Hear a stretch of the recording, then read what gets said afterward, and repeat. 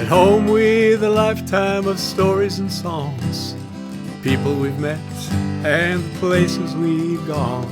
Along the way found where and how we belong. At home with a lifetime of stories and songs. Welcome to more Songs and Stories from Home, podcasts that give voice to songs with stories and stories with songs written and being written over the course of a lifetime, often illuminating the journey we all make, together and alone, finding our way home. 1968, Part 3. I remember flying into LAX from Hamilton, Bermuda, coming from that camp filled with inner city kids and all that had been, and then meeting up with the other guys in the morning ride to get ready for the championship rounds of a national talent show. Each of those experiences monumental, the juxtaposition of them jarring and unexplainable. To be asked to provide music for a group of kids spending a week far from the city on a small island off Bermuda. For me to be one of 3 or 4 white faces on that island, and the only one of those that the kids didn't know. Uncharted territory for all of us. By the end of the week, to feel a connection to each other and what we had experienced together. And then the very next day, to be in LA with my college buddies, getting ready to compete against Karen and Richard Carpenter in one of their first appearances on national TV. The atmosphere was different from the first time the 4 of us appeared on the show. We came to LA then not knowing what to expect, not expecting much, and then flying home with a trophy and a check and an invitation to come back and face other winners. Who knew? We knew right away. Karen Carpenter was someone special. In rehearsal, in a baseball cap and blue jeans. For the show, in go-go boots, playing drums and singing, dancing in the street. At the after party, we got to hang out and share drinks with John Wayne, who had come to present trophies and checks to the winners. Buller had a moment with him, the Duke at 6'4", looking up at John at 6'6", and he puts his arm around Buller and he said, "You're one tall son of a..." Unforgettable. The morning ride ended our stay in LA with a night at the Coconut Grove in the Ambassador Hotel.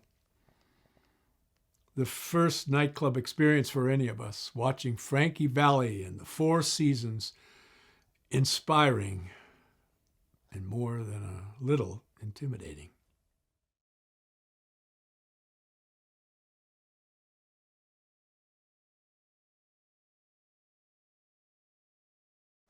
Dubček, The Odd Couple, Peggy Fleming, John Claude Keely, Rod McEwen, Tiny Tim, 2001 Space Odyssey. When Arthur Ashe won Wimbledon, there was no fear of AIDS. We'd beat disease and bigotry in 1968.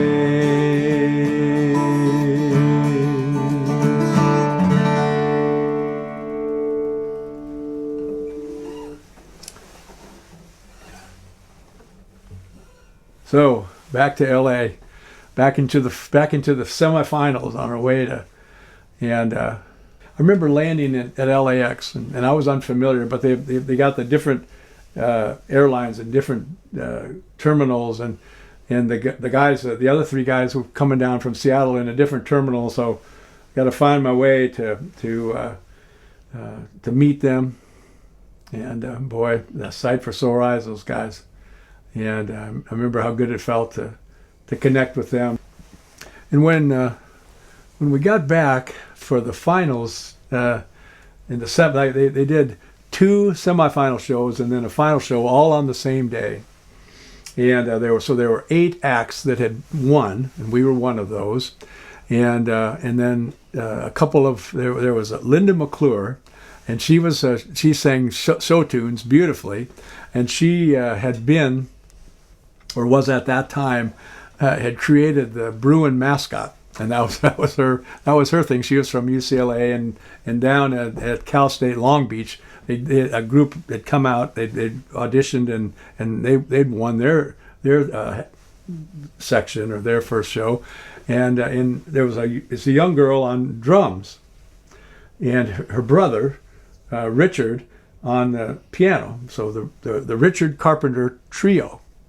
So it was the first national TV show that the Carpenters ever appeared on, and as it turned out, so we were on the show with those two, and so each show of the two shows they would choose two people to go on to the finals.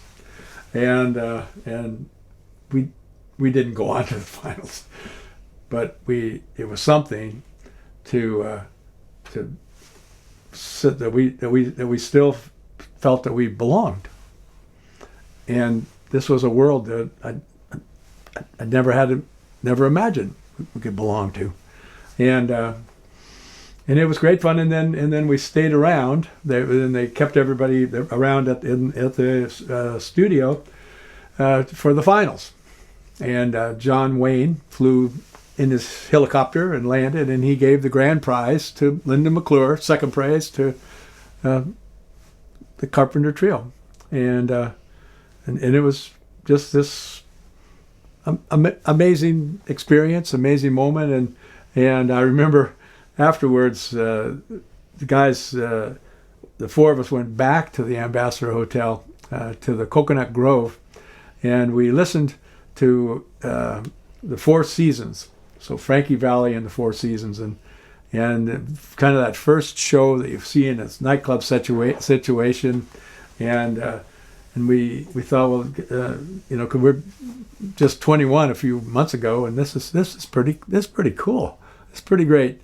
And kind of those dreams, and that we were kind of close. The wall between it was just kind of getting a little thinner, and but then indeed I did got back on that plane and went back to New York and to the Lower East Side. Thank you for watching or listening to more songs and stories from home.